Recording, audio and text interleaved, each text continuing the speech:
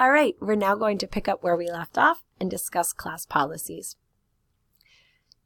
When I send out emails to the group, it is through the PolyLearn class list, and that uses the email addresses that are embedded in PolyLearn.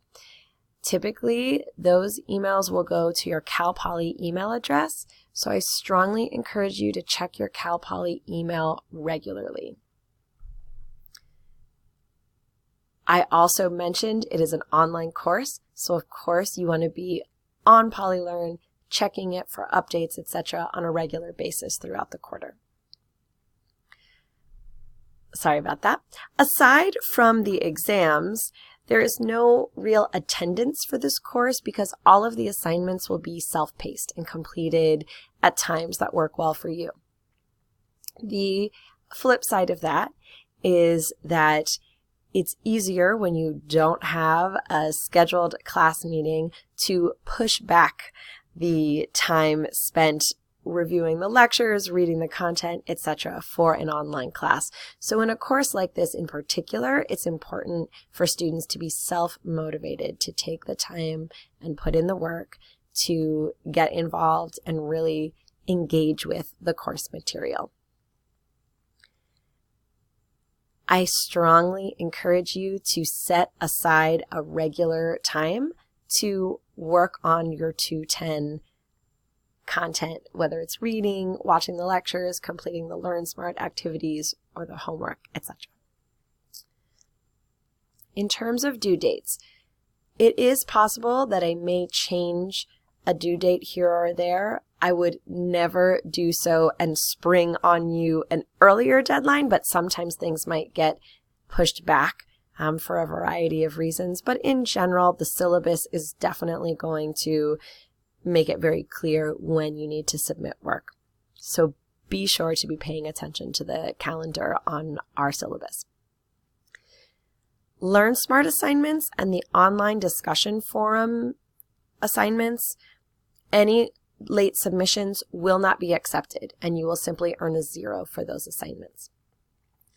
Late submissions of the Take Action assignments, there are 2 of those, or the Diet Analysis Project assignments, and there are 3 parts of that, will automatically lose 10% of possible points for each day that they're late.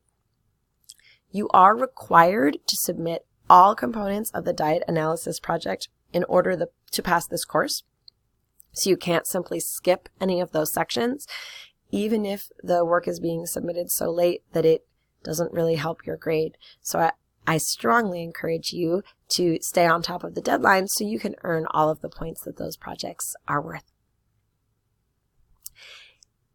If PolyLearn is experiencing technical difficulties, you may send me your assignments over email. They still need to be turned in before the scheduled deadlines.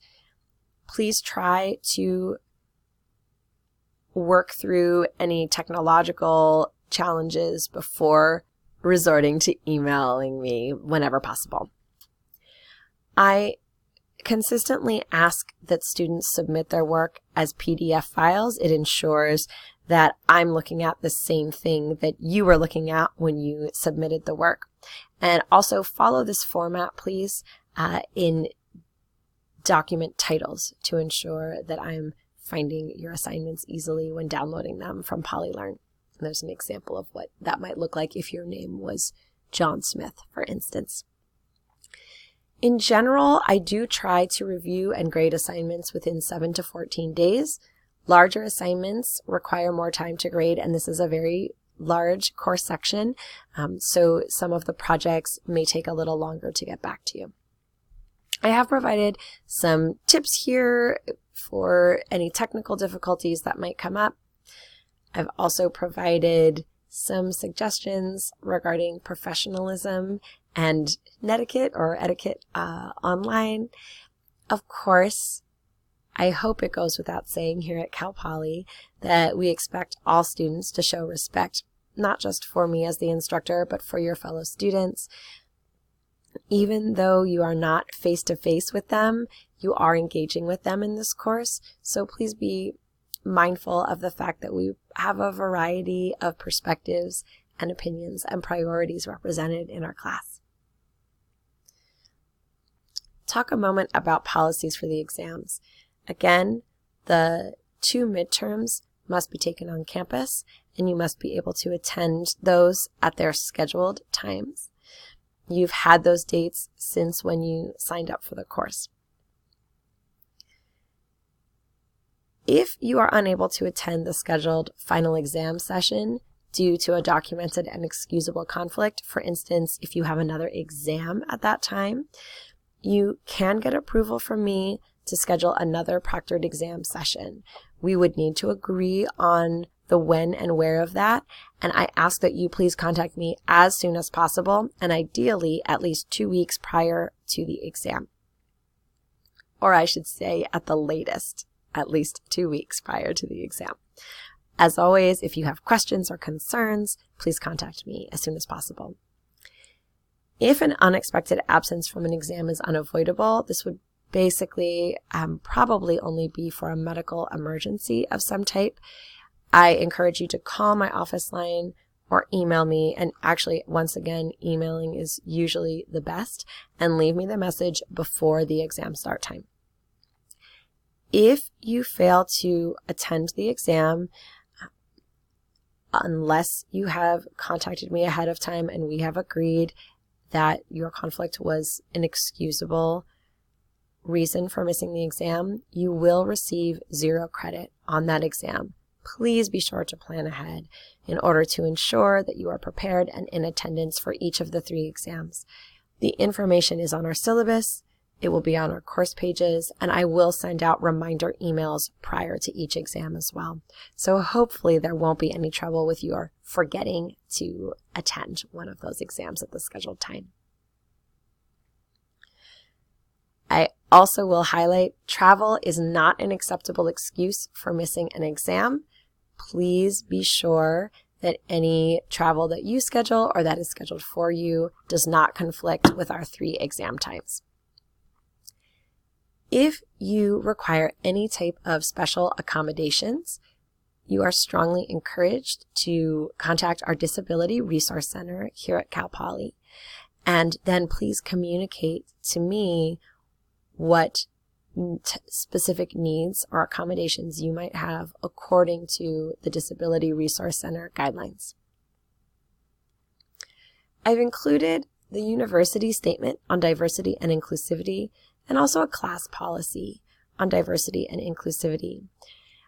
I am a strong believer that we learn more from each other than we do when we try to learn in a silo. So even though it is an online course, I am building in opportunities for class interaction. Anytime you are interacting with other members of our course, you are expected to be respectful and to be accepting of people's diverse perspectives, opinions, and any other differences that you might encounter in your interactions with them. I also ask and encourage you to please reach out to me if at any time during the quarter you feel any concern for yourself or anyone else in our class, so that I can address that situation and we can address it together according to the Cal Poly values of love, empathy, and respect. I also want to take a moment to discuss how seriously I take academic integrity. It is implicit in the values of Cal Poly that students are honest and ethical in their academic work. I have definitions listed here according to Cal Poly definitions of examples of academic dishonesty. And I've provided a link to the Cal Poly Academic Integrity Policy. Again, I take breaches of academic integrity very seriously, and I will use strict disciplinary policies if I find that students are not following the academic integrity code in any way. Any suspicion of a breach in academic integrity or the Cal Poly Student Code of Conduct will be reported to our departmental head and also to the Cal Poly Office of Student Rights and Responsibilities. If I determine an act of academic dishonesty has occurred, you will earn a 0 for that assignment or exam, and depending on the specific circumstances and severity of the situation, that may lead to a failing course grade. If you have any questions about expectations related to academic integrity, I strongly encourage you to reach out to me as soon as possible so we can discuss them and be sure that we're on the same page.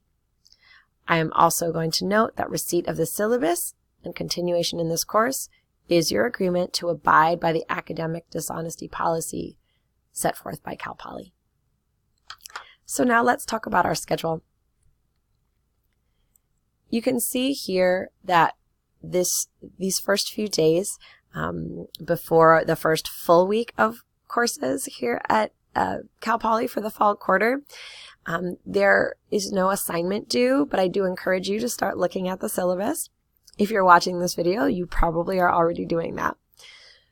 Starting with that first full week, that's week 1, beginning on September 23rd, I've listed for each week the topics that we're covering for that week, the readings in your ebook by chapter, and then any assignments that are due.